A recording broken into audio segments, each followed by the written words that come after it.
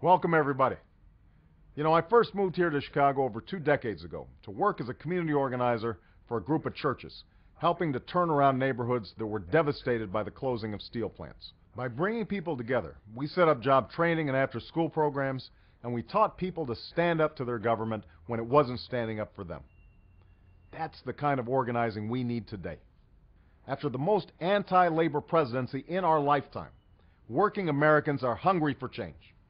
But it won't be enough to change parties if we don't also change the Washington politics that have disappointed us for so long.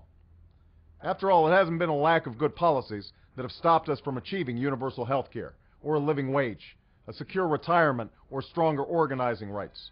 It's a political system that gives too much influence to corporate lobbyists and too little to the American people, and a political debate that's too divisive to do anything about it.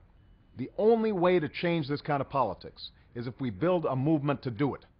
And the only way we can build a movement is if we have a president who will stop dividing us and start uniting us. That's the kind of experience I have. In Illinois, it's how I was able to provide health care to another 150,000 people and $100 million worth of tax cuts to working families. It's how we've been able to run this race without taking a dime from Washington lobbyists, because we've built a grassroots movement of Americans from all walks of life. I recently stood on the picket line and marched with the workers at the Congress Hotel here in Chicago. I had marched with them 4 years earlier, and I told them that if they're still fighting 4 years from now, I'd be back on that picket line as President of the United States.